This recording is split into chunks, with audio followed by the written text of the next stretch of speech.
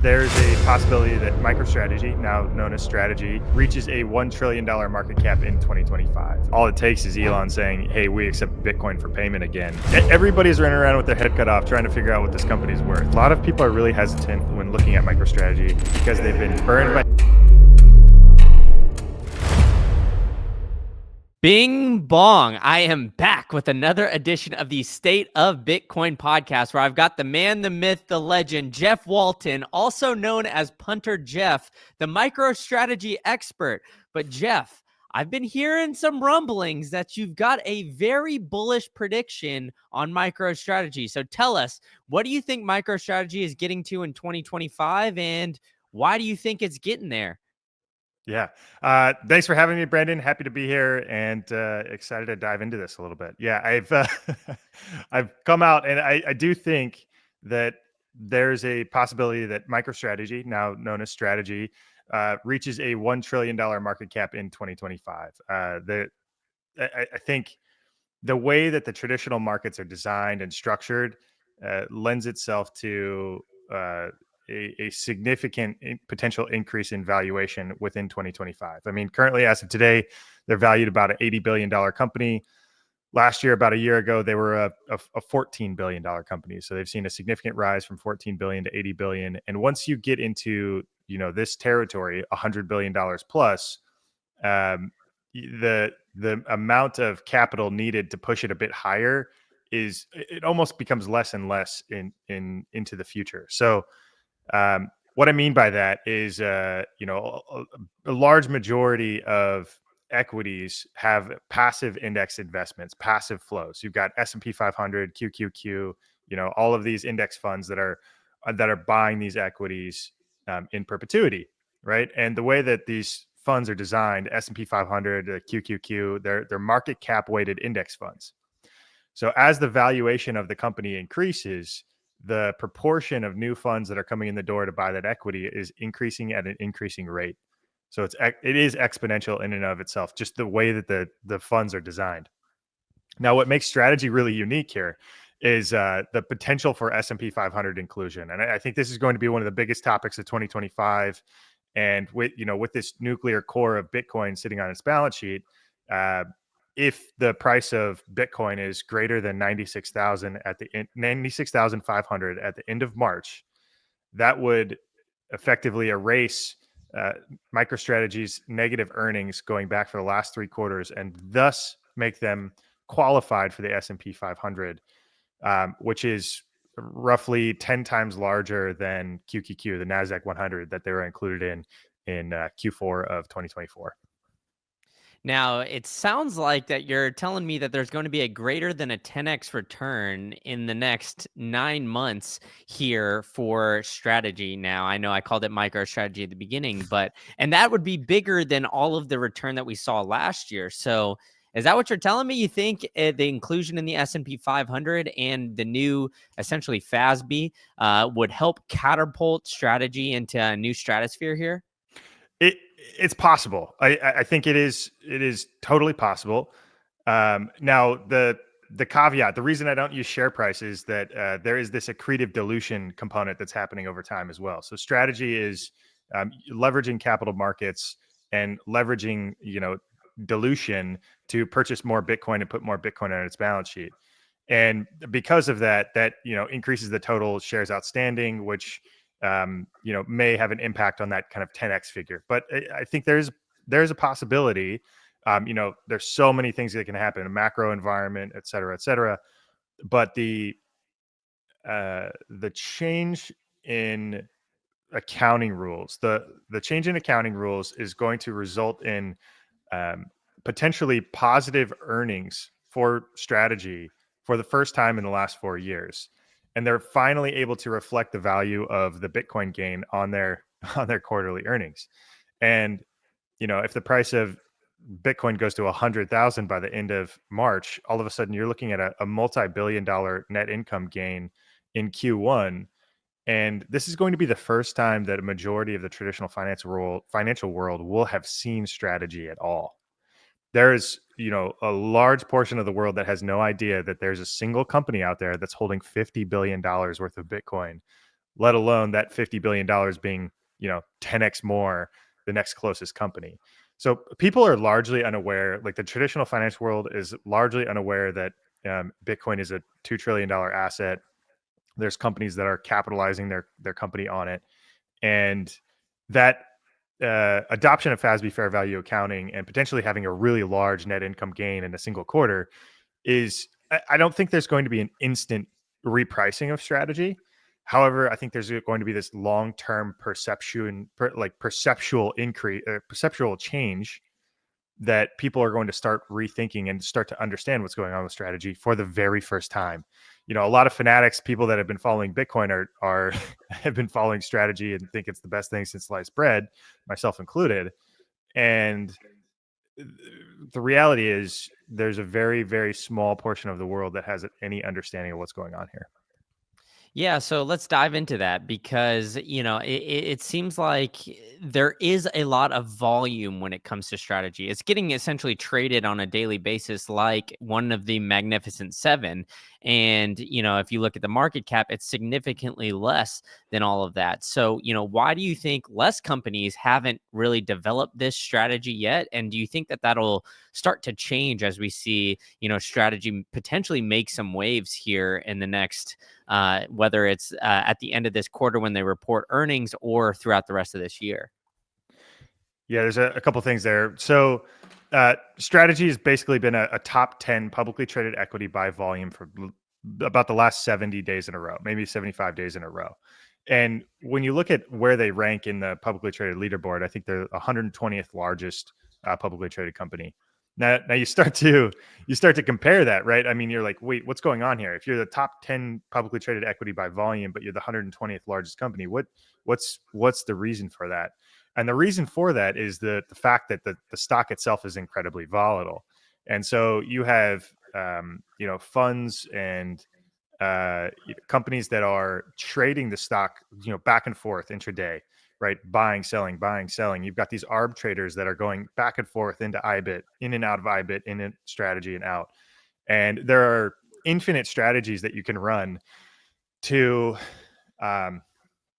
potentially profit on the strategy trade, whether it's a pair with Bitcoin, whether it's a long short between MSTU and MSTR, which is like the 2x leverage. There's covered call strategies, MSTY. You've got just infinite strategies that you could potentially run on the strategy equity itself because of the volatility.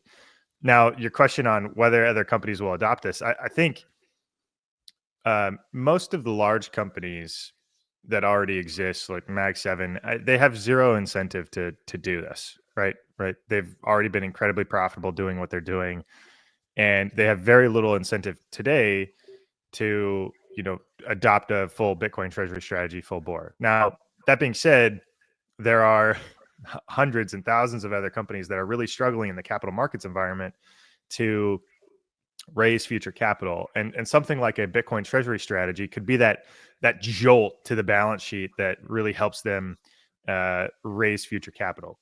And the reason I say that is if you think about the economic environment, right? Let's just say I've got a local biotech here in the Pacific Northwest. Their stock went up to $6 billion and it came back down, and right now the company is worth $400 million, and they're kind of struggling. And so you got two options. One, you could go out to the market and you could raise debt capital, and that debt capital is going to come with 10 to 12 interest rate, or you can issue stock, but your valuation's depressed, so that's not going to make the employees feel great. So you're kind of a rock and a hard place where you can't raise capital. The macro environment isn't great.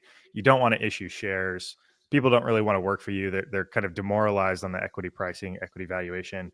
And all of a sudden, companies that are in this situation may turn to Bitcoin and may look for this other capital source that can give them the volatility and the jolt that they need in order to raise more capital or recapitalize their company in a different format.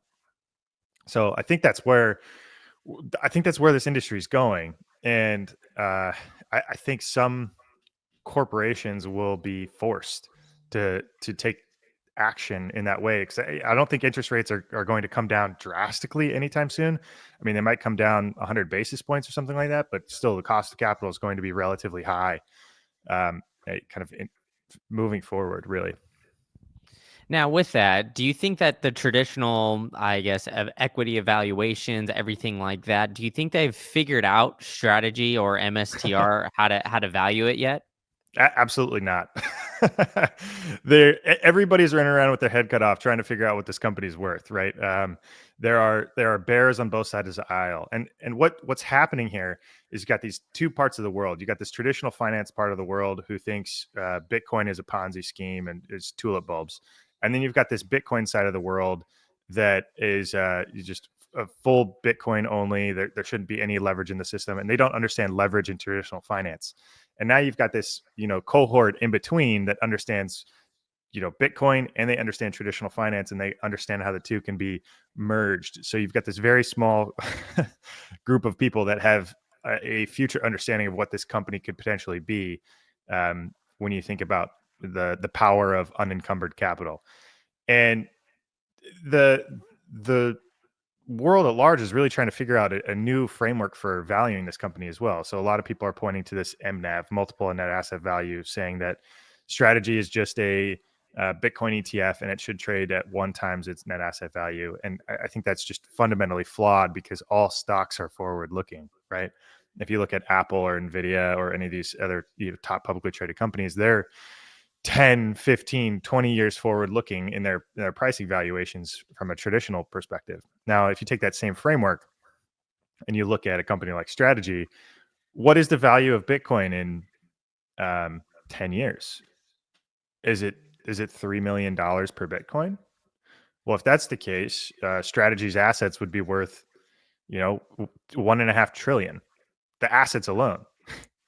And if that's the case, I think Strategy should be valued at 1.5 trillion, or something to that regard. And I think a lot of the reason for this, or the valuations of existing traditional financial companies, is because of the design of the market. Kind of circling back to the very first topic, you've got the S&P 500 and QQQ, and these index funds make up a very large portion of the holdings of some of these larger companies. So like Apple, for example, S&P 500 holds 6% of Apple. That didn't exist. Apple's not a $3 trillion company. And so because it exists, that's capital that's sitting there and it's not moving ever. And the traditional financial world just wraps their head around a valuation of 3 trillion that makes it make sense. And so what I think will happen, Strategy potentially gets included in the S&P 500. We're going to start to see a valuation potentially increase, and it's going to be beyond rationality. People are going to try to, put MNAV to it or put PE ratios to it, and it's going to be really difficult to rationalize. But my fundamental thesis is, like, how do you compare, some of the top publicly traded equities to each other? Like, how do you compare JP Morgan and Apple or Exxon or Tesla? Like, how do you compare them? They all have different fundamental financial structures. They have different products. They have different moats. They have different environments that they work in. And really, the only comparable metric is market cap. And, I think when I look at Strategy's market cap and I see them trading around CVS and Chipotle, my only response to that is it's going higher. Like, Bitcoin is more valuable than $5 guacamole, right? Like it's going higher, and that's my primary rationalization. And I'm going to hold it until I think it's valued appropriately, and I think valued appropriately is at the top of the publicly traded leaderboard. So does that mean that we'll see potentially Strategy, if other major companies with higher market caps, Strategy pass all of these guys, like the Metas, the Nvidias, the Amazons of the world? Yeah, I think it's highly likely. Not this year, right? And it might be 8 years or 12 years from now. But when I look at some of the Mag 7, I think the Mag 7 is a great trade, right? These companies are incredibly powerful. They've got AI. They're just fundamentally rooted into culture. Like, I've got an iPhone. That being said, some of their valuations are really hard to wrap your head around. And when 8-10 years from now, when Bitcoin's trading consistently at $1 million plus, and Strategy's got 750,000 to 1 million Bitcoin on their balance sheet, I think it's going to be one of the only valuations that really makes sense, right? Like it's going to be one of the only valuations where you're going to be able to wrap your head around the capital that they hold, and their financial strength is a function of how many assets they hold, their relative debt, and like what they can potentially do, the productivity of those assets. And I mean, you think about other companies like Apple and Tesla, but the value of the company is the productivity of their assets. Like, how productive is the company? And it looks different. Yeah, and something that Jeff Booth always says that always has kind of resonated with me is that it's difficult to price the new system in the old system. Now, do you think that this is kind of, I guess, resonating with companies now holding Bitcoin on the balance sheet? Like, how do you price, how do you evaluate a strategy in using the traditional metrics, whether it's PE or some of these other value investing metrics that always get tossed around? It's like essentially that's what's going on here, is that just people just don't know how to react. One, because they don't know how to value Bitcoin, and two, they don't know how to value companies with Bitcoin on the balance sheet. Right. Yeah.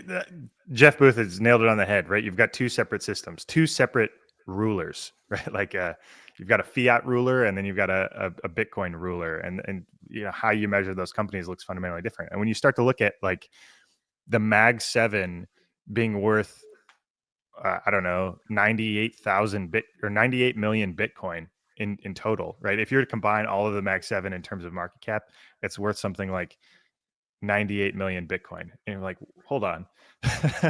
if using my Bitcoin ruler, that looks incredibly overvalued, because there can only be 21 million Bitcoin. There's two ways to look at that, right? Either Mag 7 is incredibly overvalued, or Bitcoin is incredibly undervalued. One of those is true. And so it'll be interesting to see the world kind of figure that out, and put those two things together. And ultimately, there are other reasons for holding these types of assets too, right? Like people hold equities as a store of value, and if you start to see utility potentially increase in the future with these equities, it could result in future use cases as well. Now, obviously, Saylor has kind of invented that I like to call, or it's been coined the MicroStrategy flywheel, right? Obviously, the strategy flywheel now, but essentially, being able to borrow a bunch of money in order to buy more Bitcoin. Now, do we get to the point where they're, one, not going to be able to sustain this debt, and two, potentially that strategy has too much Bitcoin? Yeah, that's a good question. So sustained debt and too much Bitcoin. Yeah. So good questions. I think when you have a leveraged Bitcoin equity strategy like Strategy does, risk management is incredibly important. And I think that's something that a lot of people are really hesitant, right? A lot of people are really hesitant when looking at MicroStrategy, because they've been burned by FTX, they've been burned by BlockFi, they've been burned by Celsius. You've got these companies that are running, banks that weren't appropriately managing their risk, or didn't have any risk framework in place to manage any downside, anything like that. And now you've got a company like Strategy that's incredibly public about how much Bitcoin they hold, how many assets they hold, what's their debt, what's their liability, what's their target liability debt coverage ratio. And when you look at the company right now, they've got about $50 billion worth of assets, and they've got about $8 billion worth of debt. So their asset to debt liability ratio is something like 19%, 19 or 20%. So in order for the assets of the company to be worth less than the debt, which is just a simple metric, the price of Bitcoin we need to go down to 17,500.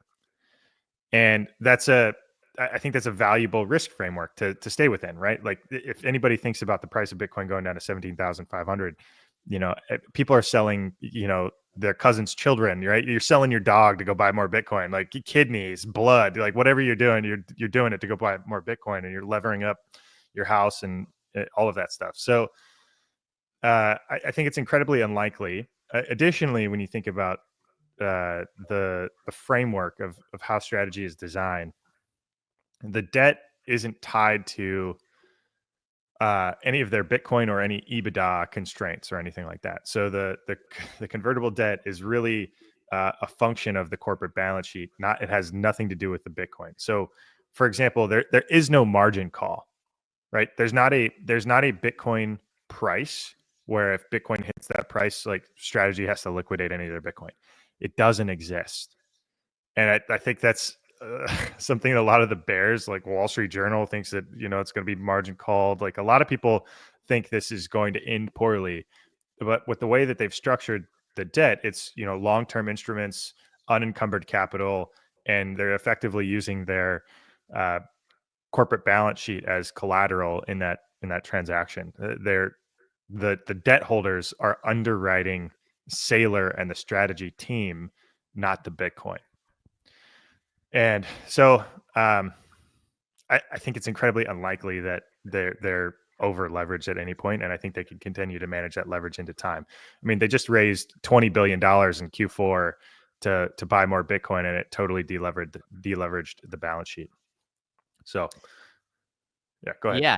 And I mean, it seems like, everybody keeps buying into this equity, including, the big players like BlackRock. And recently, BlackRock filed to own, 5% of Strategy. Yeah. Now, is this something that, either one comes with the territory with the new debt equity of the STRK, if you want to kind of dive into what that is? And two, is this something that potentially worries you with a lot of the big dogs coming in like BlackRock?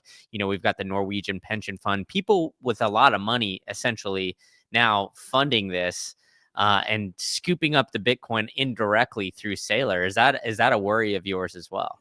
Yeah, that's not a worry of mine as well. I think a lot of these asset managers or these big funds that you're seeing that are on the 13Fs when those filings come out, like BlackRock or even Cantor Fitzgerald, these Norwegian funds, they're buying those positions on behalf of the people that are purchasing their funds. So if they're purchasing QQQ or a QQQ tracking fund, Nasdaq 100 tracking fund, you're having capital come in the door from alternative locations, and that capital is then being used to purchase all the equities that follows the fund. So I think a majority of that capital that you see in some of those large 13F filings, like Vanguard, for example, owns a ton of strategy. It's from a Russell 2000 index fund or a QQQ index fund or other avenues like that.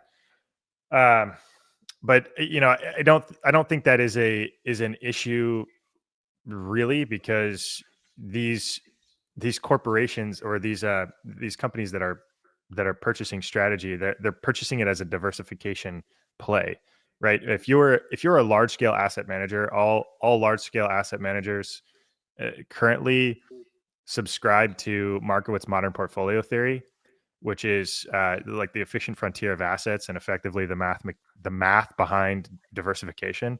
So if you have a portfolio of diversified assets, if you add a new asset to that portfolio that's got alternative risk return metrics, that improves the return and reduces the risk of the entire portfolio.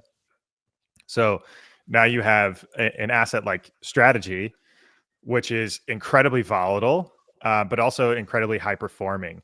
And so if you have, or Bitcoin's the same way, which has got a really high Sharpe ratio, meaning that it's very productive. It's a very productive to add to a diversified mixed portfolio of assets in small quantities, right? Like you can add 1% to 2% to your portfolio and actually makes your portfolio, perform really well into the future.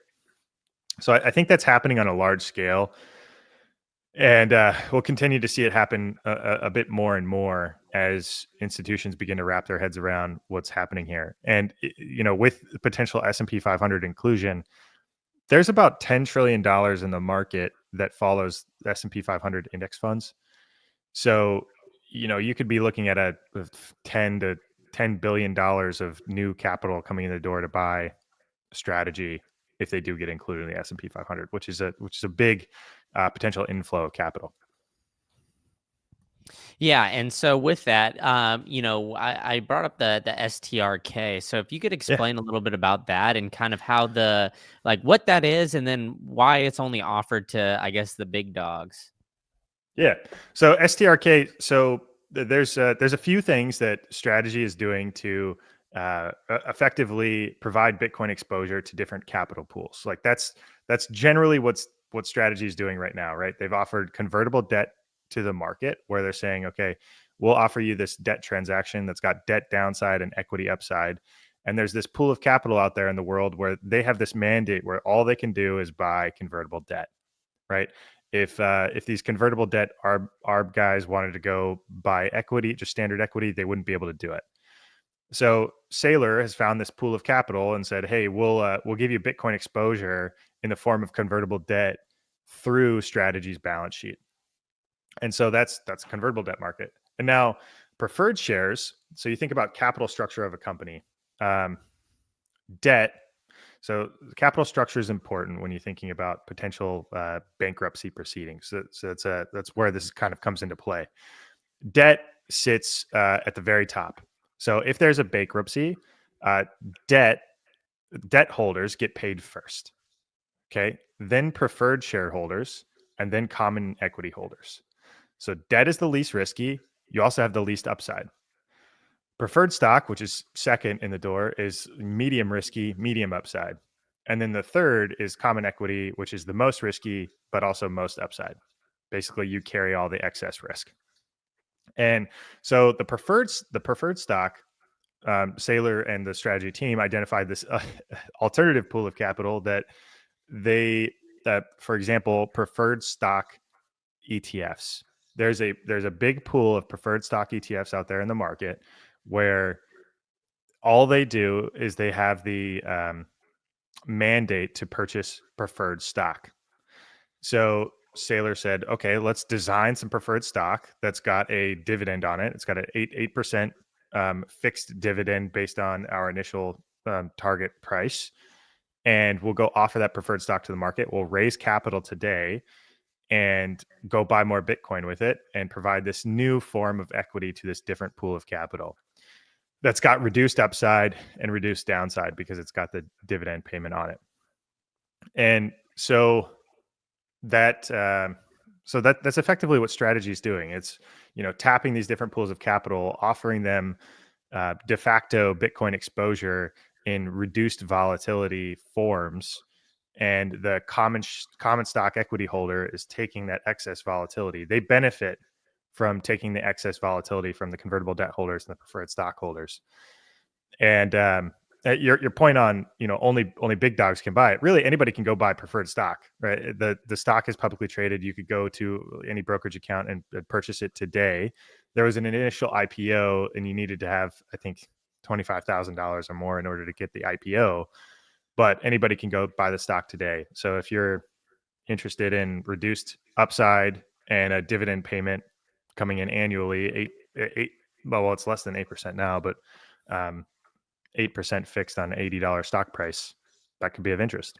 The best place to buy Bitcoin in the United States and Canada is the Bitcoin Well. You could go to the bitcoinwell.com/green-candle and sign up today, and they will give you wishing well tokens. They are one of the only exchanges in the United States that will give you free sats every time you buy Bitcoin. You have a chance to win 1 million sats every time you buy. You get wishing well tokens. You flip the coin down the wishing well, and you have the chance to win 1 million sats. You heard me here, folks. 1 million sats. And on top of that, they have the absolute best over-the-counter service where you can make purchases over $50,000, and they will walk you through the whole thing. They have the best rates in the United States and in Canada. And on top of that, they have the best white glove service where they will take you through those giant purchases just so you feel comfortable. You'll get it in cold storage, and it's strictly non-custodial. They are saying, we want you to experience the true power of Bitcoin and that self-custody.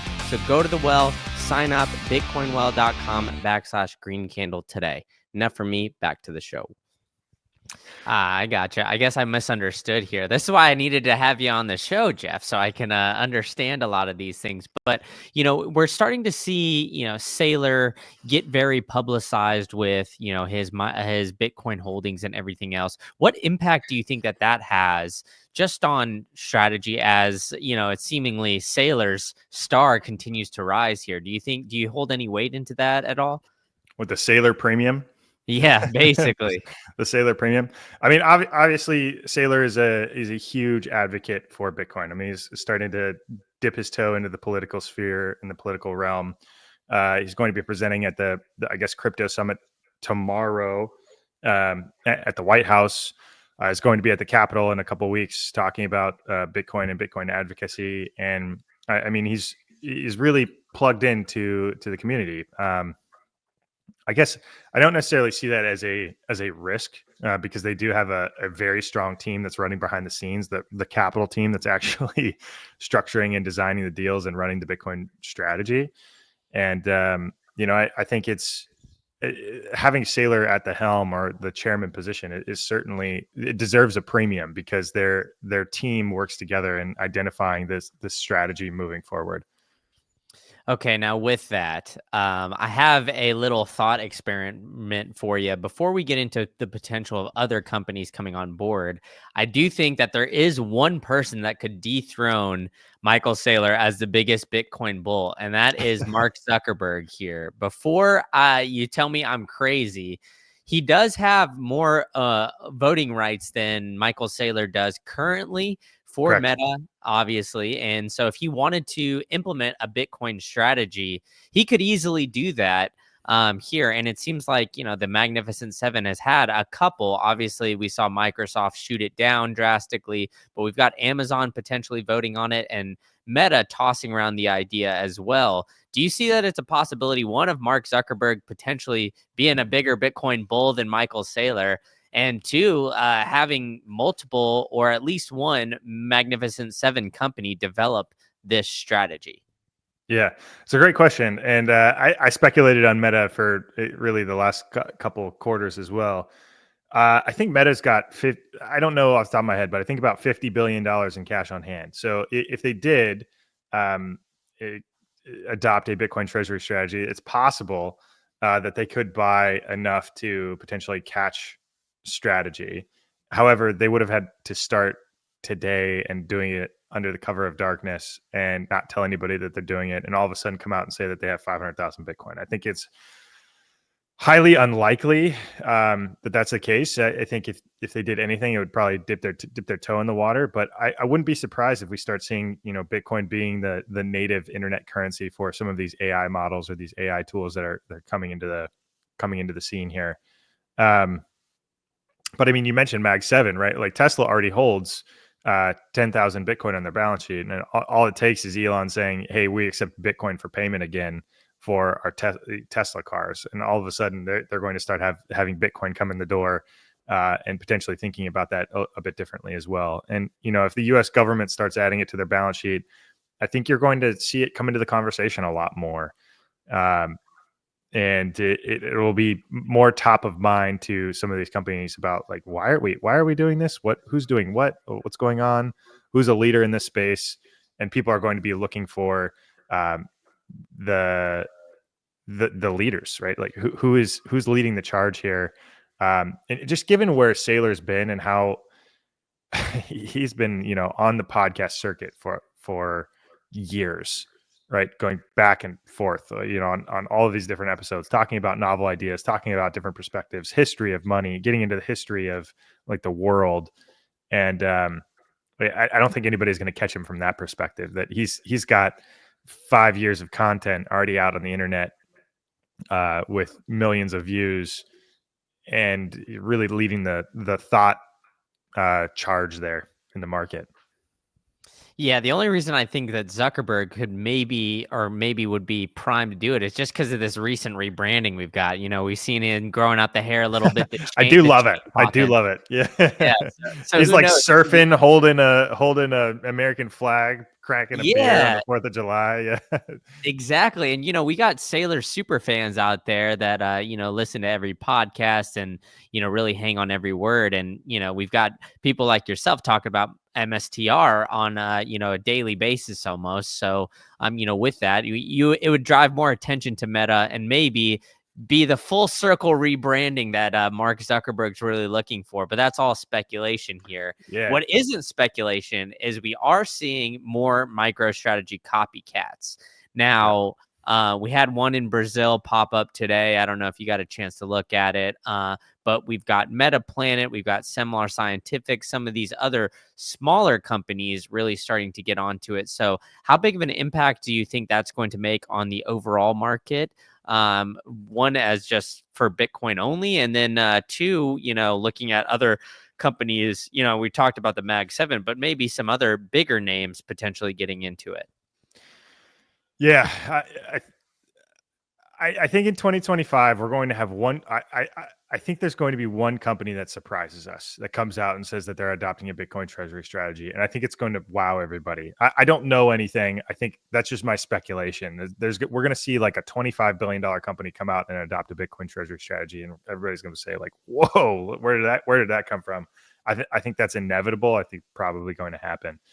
But I was just in New York this last week speaking with folks, and I think one of the things that I'm a bit more excited about is some of the smaller private companies that are considering a Bitcoin treasury strategy, because you don't need board approval, right? It's just different, different approval process with a private company. You've got less decision makers potentially involved.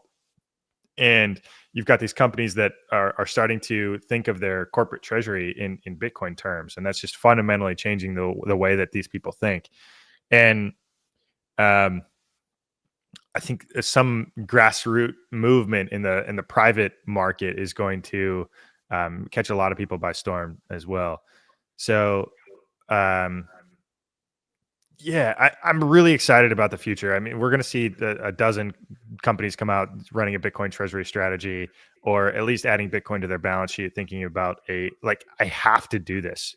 Like I have to add Bitcoin to my balance sheet in preservation of my corporation, right? I've got capital, I've got cash that's burning on my balance sheet and just totally melting. And if I don't do something with it, it's just going to be useless, right? It's the same quandary that the strategy was in back in 2020. They had $500 million of cash, and they had to figure out what to do with it. So they went and explored, like, okay, does buying commercial real estate work? No, everybody's at home. COVID. Okay, well, can I buy? Well, I can't buy equities with this because that it's not allowed.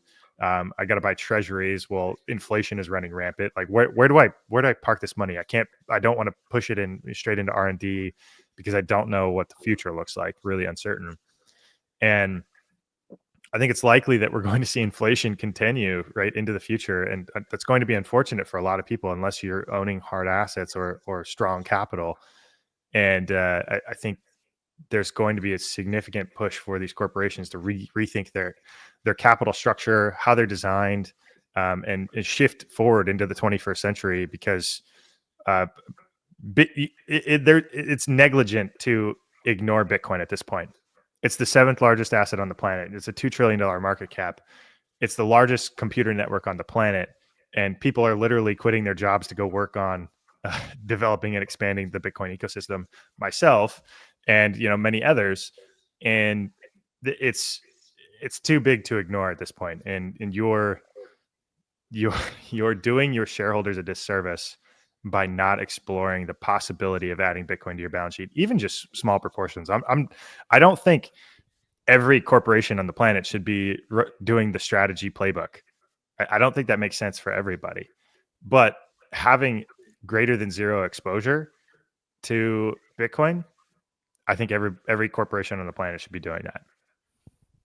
But Jeff, we crashed to 86,000. Pack it up, man. Let's go home. I mean, it's over, right? Yeah. But obviously that's tongue in cheek here. But I mean, on that point, if you rethink of Bitcoin as a duration asset and just forget about the daily volatility, Just know that it's globally liquid, tradable 24/7, 365. And if I hold it for 4 or 5 years, the likelihood that I have positive compound annual growth rate on the Bitcoin that I hold is incredibly high. And if there's any sort of DCA and hold for 4+ years, the CAGR is just greater than zero, right? It's going to outperform the treasury. So anyway, sorry to interrupt. No, you're fine, man. Yeah, and as Michael Saylor famously put, if you hold Bitcoin for 4 years or longer, nobody's ever lost money, right? So, I think that you're nailing it on the head here. It's just not a lot of people have essentially seen that just yet. But we are seeing some corporations start to put Bitcoin on the balance sheet, and we've seen the large corporations, the large money managers, start to create ETF products. BlackRock specifically just came out and said their model portfolio, you should have at least 1 to 2% in that model portfolio, which, billions of dollars follow. So, Yeah. with that, how significant do you think it was for these ETF products to come online? And, as we're sitting here, a year and a couple months into it, how big of an impact do you think that has made on the overall Bitcoin market? I mean, totally monumental, right? Prior to the ETFs existing, if you wanted to go buy Bitcoin, you had to go trust this company called Coinbase or Binance to go buy Bitcoin. You had to go to this company you never heard of, all of your bank account information, wire money over to Coinbase, and then you have all this information. Like, okay, I could hold it with the exchange. They're the custodian. What is a custodian? What is a hot wallet? What is a cold wallet? What is a Bitcoin transaction? How do I move it? Why are there fees? You had to just learn so many things. And for people that don't have time, that was a huge hurdle. And now you can go smash buy Bitcoin via a BlackRock product tradable in my existing brokerage account. And I don't even need to move any money. Holy shit. Game changer, right? Total game changer. Like, yeah, boom, I'm adding it to my brokerage account. I want some Bitcoin exposure. Now I don't have to figure out any of this other bullshit out. And I know that BlackRock is a reputable name in the market. And boom, Bob's your uncle. I've got Bitcoin on my balance sheet. Now, I think to your point, as what some of the things I'm more excited about is I think we're going to start seeing it incorporated into target date funds. And the people that buy the target date funds aren't even going to know. Right, you're just going to have Bitcoin ETFs going to make up 1% of the target date fund. Boom. All right. Well, now you've had everybody and their mother that owns a target date ETF in their 401k just bought Bitcoin and they don't even know it yet. Alternatively, you've got other products like BlackRock. I think they also include Bitcoin in one of their target bond funds. I think it's 80 or like 96% bonds, 4% Bitcoin. And so now you think about insurance companies, pension funds, anybody that's buying like a duration bond fund is now looking at having Bitcoin exposure via that vehicle to provide an asset match to a duration liability, which is it solves so many problems in the financial world. All right, like many of the challenges in the financial world is you've got this duration problem in the insurance market, in the pension fund market. You have to calculate, how long are my liabilities and try to make sure that you have assets that match that future liability. And one of the big problems right now is pension funds, including Social Security, are incredibly underfunded, right? Like they have these huge liabilities and they have no idea how they're going to pay for them. Thinking about Social Security, one of the only ways you pay for it is you print more money. Right, like you print more money to satisfy your obligation. Now, private pension funds or state pension funds don't have that luxury. So, how do you get there? How do you make up this big shortfall in this potential liability that you have on your balance sheet? And you've got to rethink the asset classes that you're invested in. Right, like you can't be 80% equities, 20% bonds anymore. You have to think about all the entire world of assets, and you have to have exposure to the entire world of assets, or else you're going to get run over. And Bitcoiners are going to eat the world, and like traditional finance hasn't figured it out yet. They will. They're going to get punched in the face, but it'll take a little bit of time. Yeah, so with that, let's dive into more of that. Why do you think the traditional financial world is going to get punched in the face? Is it just going to be like, by the time they figure out Bitcoin and see all the capabilities here, it's going to be, the kind of, you get the Bitcoin at the price you deserve, and Bitcoin's at $1 million, $2 million, $10 million a coin. Yeah. So there's a couple things. I'm just writing down some notes. Okay, so you've discovered Bitcoin and are on the path to financial self-sovereignty.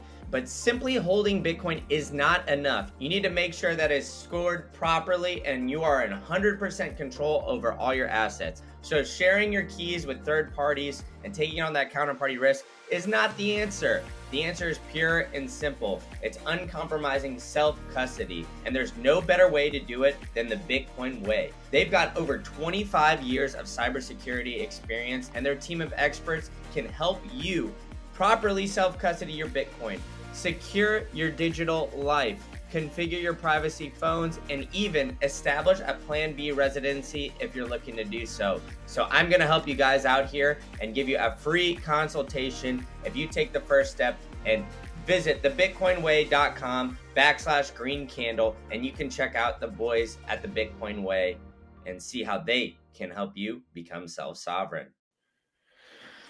So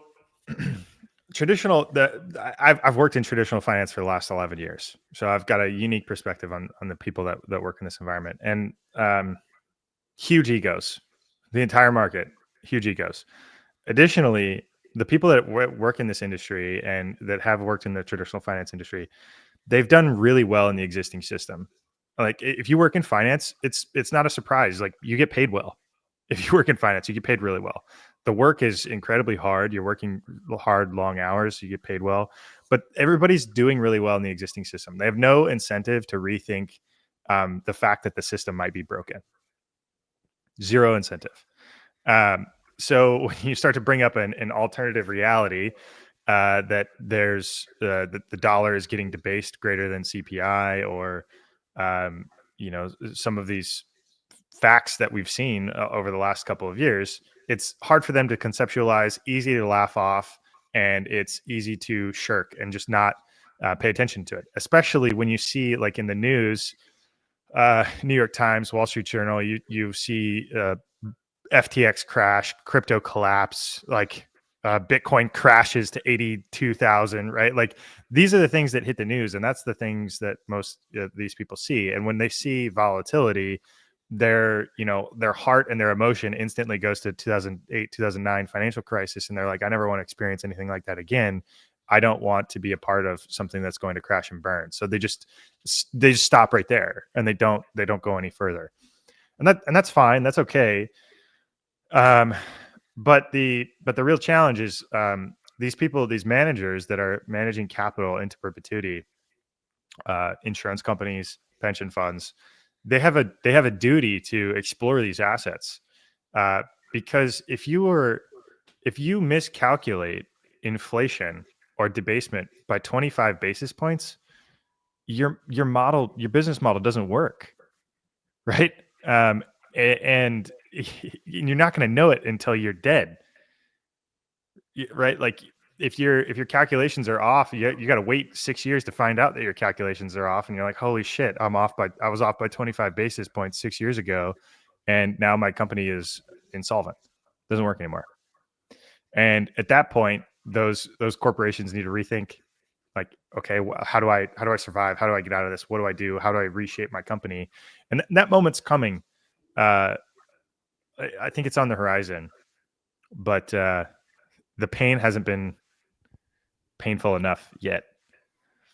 Yeah, it's because the inflationary pressures of everything are just sending all these companies, it seems like, sky high.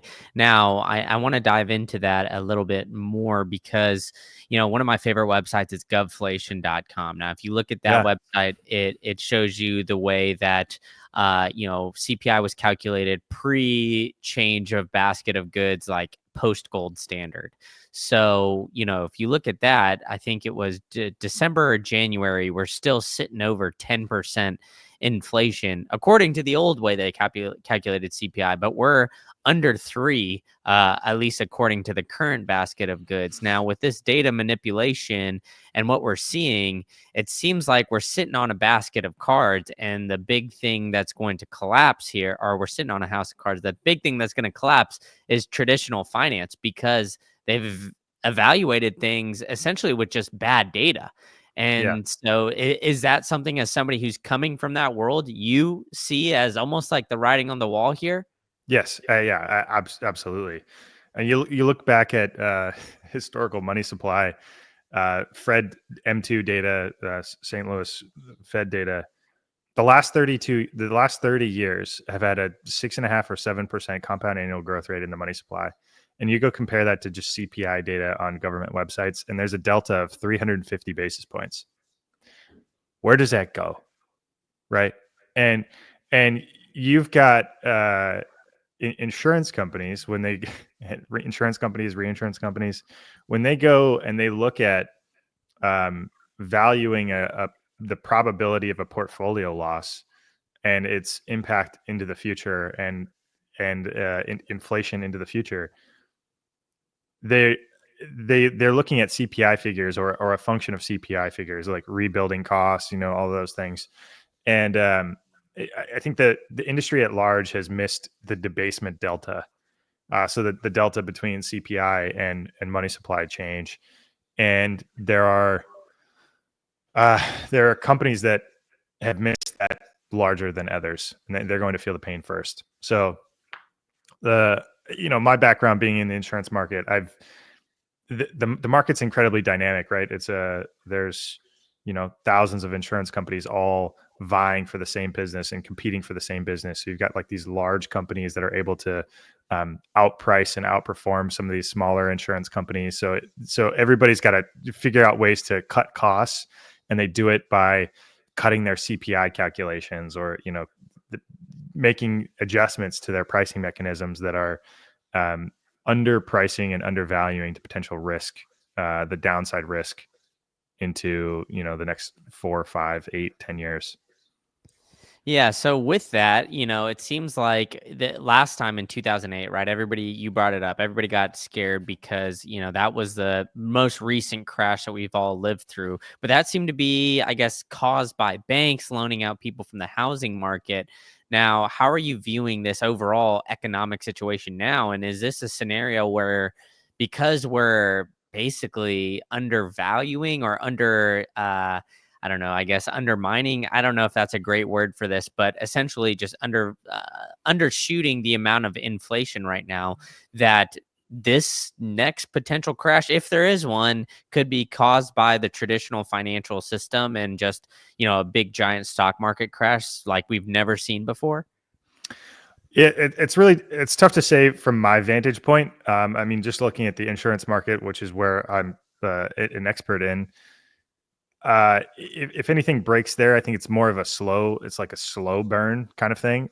But what I think may happen is we see cost of insurance outpace inflation by 2x, 3x, as the market tries to reprice risk in all these different jurisdictions. There's going to be political hurdles every like along the way. It's going to be really difficult for the market to price some of that risk appropriately. So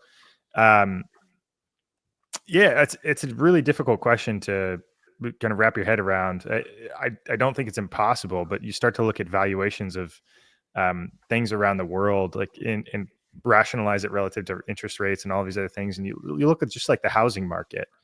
And I mean, in my neck of the woods, the housing market is incredibly high, right? Like the cost of homes is incredibly high, and we saw the cost of capital go from 0 to whatever it is now, 500 basis points, and the 30-year treasury is or the 30-year mortgage rate is at 6.5 or 7%, and the price of the homes hasn't adjusted, even though the cost of capital has increased drastically. So I'm confused on who's buying these homes, and like how those markets are still operating and functional, despite the relative change in valuation.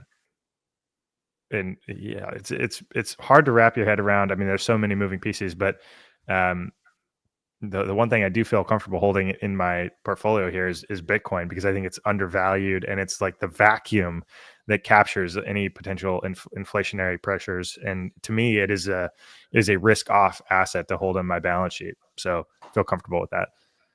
Hey, I hear you on that, and I've got the theory that I think we might be in somewhat of an asset bubble, because I see the same thing.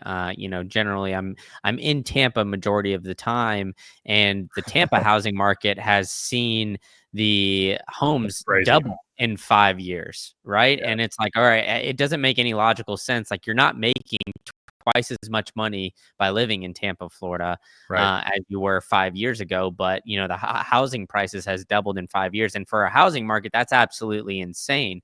Especially with we're not seeing the interest rates of homes be at 2.75 or 2.5 anymore. So all this stuff seems to me like it's recipe for some sort of pop. Now, I agree with you. I think companies like MicroStrategy holding Bitcoin on the balance sheet. I've missed the boat potentially on that because I'm not holding MicroStrategy. Maybe you're convincing me to do that, but Bitcoin seems to be like my safe haven where I could put it there and not need to think about it. Now, with that, do you think that the market has priced Bitcoin efficiently with the way that we are seeing everything? Obviously, we're talking here and it's crashed below 90,000, but yeah, how are you valuing Bitcoin relative to I guess like traditional financial metrics and all that? Yeah. Well, I mean, you look back in history, you look at the price of an average home relative to the price of Bitcoin, and homes are going down in value relative to Bitcoin every 4 years. So what was it? 4 years ago, the price of an average home was, I don't know, 7 Bitcoin, and now it's 4, right? And it's starting to continuing to go down over time. So um, I zoom out and I look at Bitcoin as an asset class, right? You've got a $2 trillion asset, and it's got potential to fit in portfolios and be a 10, 20, 30 trillion dollar asset. So for me, again, I feel it is like this safe haven in my portfolio. Like I can panic sell it any day of the week, any time of the day, 24/7, 365, and have finality and move it. And that's worth a lot to me, right? I mean, that's a valuable position to have in my portfolio. So yeah, I'm in agreement with you. I think there's some frothiness in other assets elsewhere, and it'll be interesting to see how it plays out. It's almost like I do believe that we've had a recession like the last year. It's just common indicators that indicate that we've had or been in a recession haven't been there, right? Like the stock market's been all-time highs, right? And it's almost like there's a melt up instead of a melt down in terms of economic recession. Yeah, and it's some, economists that I've heard have actually said the same thing, but not the majority of people in traditional finance kind of, I guess, negate that and say that, we haven't really been in a recession just yet. So I think it is, kind of an interesting time with the overall macro environment. But one thing I do know is that I think that, well, I guess it might be speculative because I haven't talked to the guy himself personally, but I think Trump looks at the overall stock market and the markets to look at how people are judging the overall economy, even though it's not necessarily one-to-one. And I think the unique thing of Trump coming in is that I think he looks at the price of Bitcoin to say, hey, the younger generation is looking at the price of Bitcoin to see how the overall economy is doing. Now, how big of a push do you think Trump coming into office and all of these new policy changes are for Bitcoin, whether it's, the FASB, the SAB 121, potentially we're getting a strategic reserve announced tomorrow with this White House crypto summit. I know Howard or Ludnick has, kind of hinted at that. So, how big do you think that this plays an impact on the overall, like just Bitcoin market and, companies potentially embracing Bitcoin as well? It's huge. I think it's massive. politically, I think there is a chance that we do get a strategic Bitcoin reserve. I'm not going to speculate on it, and I'm not going to, count on it. I don't think Bitcoin needs it. If anything, it's just more bull fuel. It's jet fuel to push it into the stratosphere, right? Like, U.S. buying 1 million Bitcoin, yeah, that's going to be good for Bitcoin. Nobody needs to speculate on that, and I'll just wait until they do it. But some of the more important things for Bitcoin and how it interacts with the world, I think have happened with this administration, particularly with the SEC removing regulatory framework, right? So SAB 121, repealing SAB 121 and moving forward with this SAB 122 framework is incredibly important for the future of Bitcoin. And the reason is banks can now custody Bitcoin. And this is massive, right? Like if you think about how corporations work, right? If you want to increase corporate adoption of Bitcoin, you need to allow the corporations to work with the companies that they already work with. So like Meta, for example, let's just say they use Wells Fargo Bank. I have no clue what bank they use, but let's just say Wells Fargo holds 100% of their cash. They're not going to just instantly wire all of that money from Wells Fargo over to Coinbase to go smash buy Bitcoin. Not going to happen. But if Wells Fargo starts to offer Bitcoin custody solutions and like says, hey, we can actually now hold some of your cash in Bitcoin, and we can also help you. You can use those pile of assets to get a line of credit off of holding these assets. All of a sudden, that completely changes the game. It changes the utility of holding Bitcoin, and that is not priced in. Like the market hasn't figured that out yet. Traditional finance hasn't figured that out yet. It's going to develop and evolve over the next 4 to 8 years, assuming this framework continues to be allowed moving forward into the future. But I'm incredibly bullish and excited about that future, right? If you start to see these like wrapped products where Bitcoin is being wrapped into traditional financial instruments, for example, HELOCs, and now you have a Bitcoin and home equity line of credit with 2 forms of collateral in one transaction, that becomes incredibly appealing from an underwriter's perspective.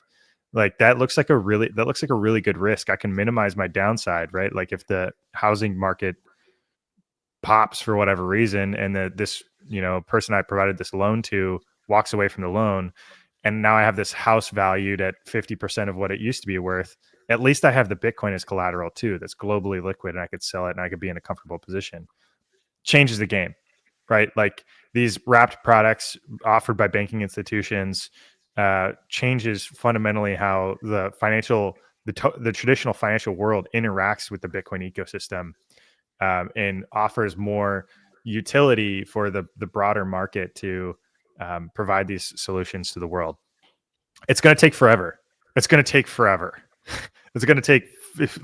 to 8 years for this to really start happening. But what I'm excited about is like we're going to start seeing like little headlines throughout 2025, I think, where it's like tiny little company A is now offering a Bitcoin HELOC product, and tiny little company B is now offering this pilot Bitcoin custody via JP Morgan, or it's just going to be stuff like that, and you're going to be like, wow, that seems interesting. But it's actually a much bigger deal than a lot of people will really make of it. Everybody's focused on strategic Bitcoin reserve. It's like no brainer, that would be good for Bitcoin. But some of these other interactions with the traditional financial ecosystem, in my opinion, are more powerful and necessary for the continued expansion. So what's bigger, the Bitcoin strategic reserve or potential of a collateralized loan product with using Bitcoin? Collateralized loan product, 100%. And then what do you think the impact of that would be then? Would it be kind of, I guess, flowed into other markets? So like you mentioned HELOCs, right? But I know like kind of as it stands now, if you have a large stock portfolio, for example, you could borrow against that at a very low interest rate and, use it to fix your house or do whatever, go on a nice vacation, whatever you'd like, so you don't have to sell that off. Do you think that'll just kind of, I guess, further, the economy that is Bitcoin? And 2, is that something that potentially worries you with a lot of these products, I guess, coming onto line? Because we did see that last cycle with like, BlockFi, FTX, some of these others. And we saw a lot of failures happen to it. So there is a lot of risk associated with it, it seems. So it doesn't seem like it's going to be a straight road up. Yeah. My favorite thing about Bitcoin is meeting Bitcoiners in person. That's why I'm so excited to tell you guys about what is going on June 14th down in beautiful Tampa Bay, Florida. That's the Sound Money Soiree paired with Bitcoin Day. They're bringing a full day of great talks with amazing speakers like your boy here. And we're topping it off with a black tie event just for you, and bring in that hot lady friend. We had Bitcoin cross 100K. We're all getting girlfriends, folks. So come on down to beautiful Tampa, Florida. And if you use the link below, you will get 10% off your entire order. Whether you want to go to just the black tie event or black tie event plus Bitcoin Day, you'll get 10% off using the links below. Also, if you're thinking about going to BitBlock Boom in April, if you're going to Vegas in May, or if you're thinking about going to Prague in June, use my promo code Green Candle for all of those. You'll get 10% off your entire order. And come bug me. I hope to see you guys very soon at one of these great in-person events. Enough from me, back to the show. Well, let's think about FTX for a second, right? You got a 32-year-old running an unregistered bank taking on leverage, and he's just a tech bro sitting behind a computer, has no idea what he's doing. Right. You're talking about a company that was 110% leveraged and didn't have the assets to cover the liabilities that they held on their balance sheet. That's an issue, right? Now you look at a company like JP Morgan. Okay, they've been banking for 150 years. I think they've got risk framework in place to think about what that might look like in the future. And you've got, these are different players are on the scene now, right? This isn't tech bro in his basement running an unregistered bank offering loans that they have no idea how it works. Fundamentally different players in the game. There are going to be failures, right? Like there will be companies that get too leveraged and it's going to end poorly for them, for sure. 100%. It's going to happen. But there's going to be successes too. And I think strategy is a really good indicator of success, right? They rode the last bear market. And Saylor famously, went on this podcast at Bitcoin's trading at $17,000, and he's like, "We will ride it to zero," and it was an indication that they had risk framework in place before a potential bear market because they knew it was a possibility. And now they're sitting at a position where they've got a 19% leverage ratio and sitting on $50 billion of assets. Name another company that's in that financial position. It's hard to do that, right? Like there's very few companies that have $45 billion of unencumbered capital sitting on their balance sheet. Maybe like 4 or 5, and you're talking Mag 7, right? It's that there are going to be companies that do poorly and get completely wrecked, but there are going to be really shining stars that are offering products that do perform really well. They've got risk framework in place. And I think it's all every company that's going to be offering these products needs to have a very strict risk framework in place. And if you're parking your Bitcoin there in these locations, like people need to be thinking about what risk frameworks do they have in place? Are these reputable companies? Are they rehypothecating capital? Like, do you feel comfortable with those types of risks? And, considering that the market has been largely burned in the last bear cycles, I think everybody's going to be rethinking who they do business with. Yeah, I hear you on that. But now that we've dived into MicroStrategy, Bitcoin, and the likes of everything else, I want to know a little bit more about Punter Jeff, man. Yeah. Where did you get the name Punter Jeff? Were you a punter in high school or college? Like, tell us a little bit about what went behind that name. Yeah, Punter Jeff. So I was a punter in high school and college. I also played some quarterback in high school. I also played baseball as well as the 2-sport guy. And it was, I showed up in college, and I went to my first fall baseball practice one day, and I was known as the football guy because, I missed the first couple practices because I was out doing football practice, or I missed baseball practice because I was doing football practice. And I showed up, and one of the seniors on the team goes, "Oh, hey, it's Punter Jeff," and like from that moment, well, the first practice I showed up to at baseball, it turned into I was Punter Jeff. Everybody, and it was just like wildfire through the rest of the school. And all of a sudden, boom, I was Punter Jeff. And I was like, people didn't even know my last name. That was just how they knew me. They would see me around campus. That was my name. And that was all I did. And that was what I was known for. I had a 74-yard punt my senior year in college, and that was pretty cool. I had a really hard football career. In my college football career, I went 3-33. Oh, So we won 3 games and lost 33 games. And 2 of those games that we won were my freshman year. So we went defeated 2 years in a row. My sophomore year and junior year, we went defeated. So we didn't win a single game. And then we won 1 game my senior year. So I punted a lot. I was on the field a lot, and it was awesome because I came in when the team was doing poorly, and the game was never on the line, and all I had to do was just like get it out of there. So yeah, it was fun. It was a good time. Yeah, that's funny though. I mean, I guess usually as a punter, you like to not see the field, right? Because that means you're winning. But I mean, you got to be utilized a lot, which I guess is a unique aspect there. Yeah. But are you trying to compete and be the #1 punter now in media? I mean, you got Pat McAfee, but I mean, you could be #2 in there. It seems like punters are hot in the streets now. Yeah. It's I am. I'm competing with Pat McAfee. I'm cool with that, right? And I've got my weights behind me. I'm hitting the gym, making sure I'm strong, and yeah, I'm ready. I'm here for it. And it's cool because, somebody told me like a year ago that the term punter in English, like in British slang, means like a gambler or like somebody that makes a speculative bet on financial markets.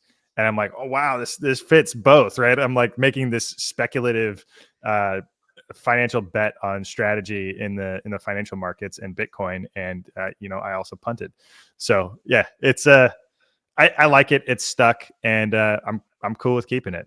Yeah, there we go. It seems like it's fit both sides of things. But you do have more athletes kind of getting into a Bitcoin standard. I've had my friend Spencer Schrader. He's a kicker, not a punter, on the show. He announced that he's taken his signing bonus in Bitcoin, and it seems like there's a lot of other NFL athletes. Why do you think that Bitcoin is resonating with athletes so much? Oh, that's a great question. Yeah, I mean, it is resonating with athletes. And when I was younger, I wanted to be a financial advisor for professional athletes because I think, some of these guys rise to fame so quickly and they have no idea what to do with money. And some of them come from like really, really poor backgrounds, and then they just get all this money and they just spend it all away and are broke when they're 40. Right, like basketball players, I think, are famous for making a ton of money and being broke by 40. Like 80% of basketball players are broke by 40. It's like some crazy statistic, and it's incredibly appealing thinking about professional athletes starting to adopt a Bitcoin treasury, or think about 10% of their income held in Bitcoin as a long-term investment, thinking about it as a different exposure to these things. And I mean, some of these players, right? Like, who is it? Odell from the Seahawks, right? What's his name? Yeah, Odell Beckham. He's on the Ravens now. I think last team he was on, and then we've had Saquon Barkley just won a Super Bowl. Russell Okung. We've had a couple other. That's who I was thinking about. Yeah. Okung. Yeah. So Russell Okung famously got his salary in Bitcoin like in 2019 or 2018. And, just plowed it into Bitcoin. And now he's been incredibly successful, right? Like now it's gone from this, small pile of cash to relatively small for him probably. And now a massive pile of cash because he's adopted this Bitcoin treasury strategy. And now he's an advocate for it, right? Like he's going to Dubai and he's talking at Bitcoin conferences. He's like talking to other athletes in the space about doing this as a way to opt out from the system. So I'm really bullish on this, and potentially getting it included in college athletes' compensation, because now college athletes can get paid. And if you can start to think about these college athletes starting to take a little bit of this compensation in the form of Bitcoin and having this follow them as they rise throughout their career, that's a really foundational base to have rolling into a new financial world where you're starting to make money or not making money, right? Like a lot of these people that get drafted from college, they may, you know, fart around in the AA or AAA for 10 years and never actually make it to the big leagues. Now, if you got paid 2 Bitcoin when you were in college and you held on to it, it doesn't matter if you ever made it to the big leagues. Like you're financially stable, and that's an exciting future to potentially be a part of. Yeah, I'm bullish athletes potentially adopting Bitcoin. That's really exciting. Yeah, same here. So I wasn't a dual sport athlete. I like to say that I was a tri-sport athlete because I ran cross country, indoor and outdoor track, even though it was all the There you same go. thing basically. But you know, got another college athlete in the building here. But Jeff, dude, I gotta ask, man, you're working out back there. You had a 72-yard punt. Are we going to see a return of potentially Jeff? Are there any NFL teams out there looking for a punter that are gonna sign Punter Jeff here in the future? Guys these days are so good, man. Oh my God. Some of these punters are just incredible to watch. I mean, they're hitting 80-yarders like consistently, and they're doing the like Aussie rules style football too. So they can like roll out and then kick a 65-yarder. I can't compete with that. I mean, it's just like totally crazy. It's a whole new world. But what I will say, I was really good at holding, you know, for the place kickers. That's one of the best positions on the field. Like you boom, catch it, hold it.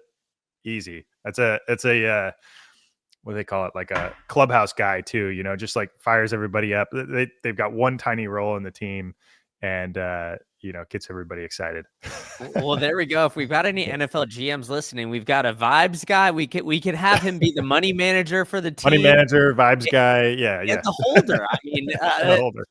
the trifecta there. So we'll have to get you on an NFL team or maybe in a locker room there at some point in the future. But Jeff, you've been very generous with your time. Why don't you tell people a little bit more about what you got going on and where they can find you?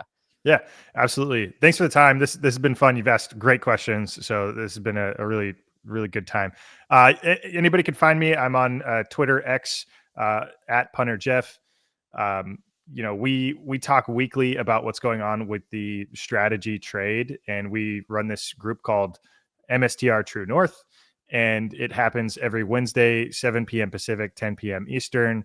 And we get online, and it's a group of about 6 of us, and we talk about what's going on with MicroStrategy and Bitcoin, and we talk for about an hour and a half because it's a really interesting trade, and it's helpful to know everything that's going on in the entire market and how it may impact strategy moving forward. So some exciting things going on there. And then I do have a potential new podcast coming online here shortly, more to come there. So follow along. We've got some more things on that horizon, and then potentially building out a business. So working full steam in the Bitcoin world and Bitcoin ecosystem. So there's a lot of exciting things on the horizon. Yeah, that's awesome stuff. Well, we might have to have you back on after this new business launches, and we'll have to see the podcast and everything. So let me know when all that comes out. So I'll put all that in the show notes as it comes out as well. So smash the like button, hit the subscribe button.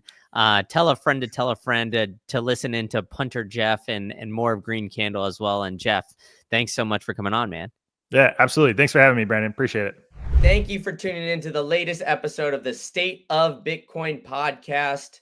If you really enjoyed this one, I've got another one cooking up for you. You can click that right here, and you can go to the next episode, which is an absolute banger, where you know I'm bringing you only the latest and greatest guests. Or if you're looking for more macro-related content, you could check out my other channel, Macro Insights Pod. I got it linked for you right here. So where I'm bringing you more about stocks, real estate, traditional finance stuff. So go ahead and check that out. And if you enjoyed this podcast, go ahead and hit that like, hit that subscribe button, and tell a friend to tell a friend. All right, enough from me. I'll see you at the next one.